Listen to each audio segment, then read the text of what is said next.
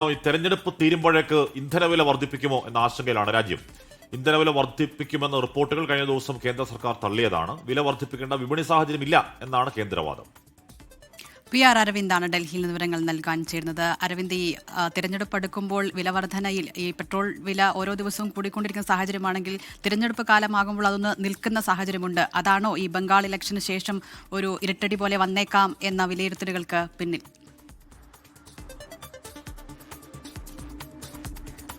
ദിൽന ഹാഷ്മി, ഫെബ്രുവരി അവസാനത്തോടെ ഈ പശ്ചിമേഷ്യൻ സംഘർഷം ആരംഭിക്കുന്നു. അതിനുശേഷം രാജ്യം വലിയ രീതിയിലുള്ള ഇന്ധന പ്രതിസന്ധി നേരിട്ടപ്പോഴും പെട്രോൾ ഡീസൽ വില വർദ്ധിപ്പിക്കുവാൻ കേന്ദ്ര സർക്കാർ തയ്യാറായിരുന്നില്ല. ഇതിന് പിന്നാലെ വിവിധ സംസ്ഥാനങ്ങളിൽ തിരഞ്ഞെടുപ്പ് പ്രഖ്യാപിക്കുകയും ചെയ്തിരുന്നു. പക്ഷേ ഇന്ന് ബംഗാളിലെ വോട്ടെടുപ്പ് അവസാനിക്കുകയാണ്. അതിനുശേഷം ഒരു പെട്രോൾ ഡീസൽ വില വർധന ഉണ്ടാകുമെന്നതാണ് റിപ്പോർട്ടുകൾ പുറത്തുവന്നത്. പ്രതിപക്ഷ പാർട്ടി നേതാക്കൾ അടക്കം ഇത് ചൂണ്ടിക്കാണിച്ചിരുന്നു. കാരണം ഇന്ധനവില ആഗോളതലത്തിൽ കുറയുമ്പോഴും അതിന്റെ ലാഭമാണ് കേന്ദ്ര സർക്കാർ കൊയ്തുകൊണ്ടിരുന്നത്. പക്ഷേ ഇന്ധനവില ആഗോളതലത്തിൽ എണ്ണവില ഉയരുമ്പോൾ അതിന്റെ ഒരു ഭാരം അത് ജനങ്ങൾക്ക് മേൽ അടിച്ചമർത്താൻ കേന്ദ്രം ശ്രമിക്കും എന്ന് പ്രതിപക്ഷ പാർട്ടികൾ ഉന്നയിക്കുന്നുണ്ട്. കഴിഞ്ഞ ദിവസം കോൺഗ്രസ് ലോക്സഭാ പ്രതിപക്ഷ നേതാവ് രാഹുൽ ഗാന്ധി അടക്കം ഈ വിഷയം ചൂണ്ടിക്കാണിച്ചിരുന്നു. തെരഞ്ഞെടുപ്പ് കാലം അവസാനിച്ചു, ഇനി ചുട്ടുപൊള്ളുന്ന വിലക്കയറ്റത്തിന്റെ കാലം എന്നതാണ് രാഹുൽ ഗാന്ധി ചൂണ്ടിക്കാണിച്ചത്. അതേസമയം കഴിഞ്ഞ ദിവസം തന്നെ കേന്ദ്ര പെട്രോളിയം മന്ത്രാലയം ഇതിലൊരു വിശദീകരണം നൽകിയിരുന്നു. ഇത്തരത്തിലൊരു പെട്രോൾ ഡീസൽ വർധനവ് ഉണ്ടാകില്ല എന്നതാണ് കേന്ദ്ര സർക്കാർ വാദമായി ഉന്നയിക്കുന്നത്. നിലവിലെ വിപണി സാഹചര്യത്തിൽ വില വർദ്ധിപ്പിക്കേണ്ട ഒരു സാഹചര്യം നിലവിലില്ല എന്ന് കേന്ദ്ര സർക്കാർ പറയുന്നു. പക്ഷേ ജനങ്ങൾ വലിയ രീതിയിലുള്ള ആശങ്കയിൽ തന്നെയാണ്. കഴിഞ്ഞ ദിവസം ആന്ധ്രാപ്രദേശിലും അതുപോലെ തന്നെ വിവിധ സംസ്ഥാനങ്ങളിലടക്കം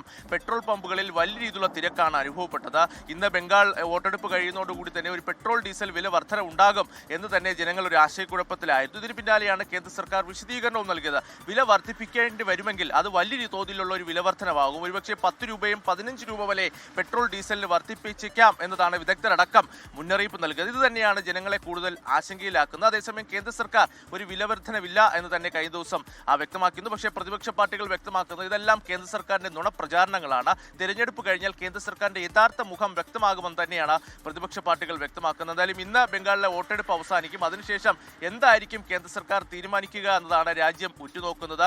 ആര് ഈ 5 സംസ്ഥാനങ്ങളിൽ ജയിക്കുമെന്നതിനപ്പുറം രാജ്യത്തെ പെട്രോൾ ഡീസൽ വില വർധനവ് കൂടി ജനങ്ങളെ ആശങ്കയിലാക്കിയിരിക്കുകയാണ്.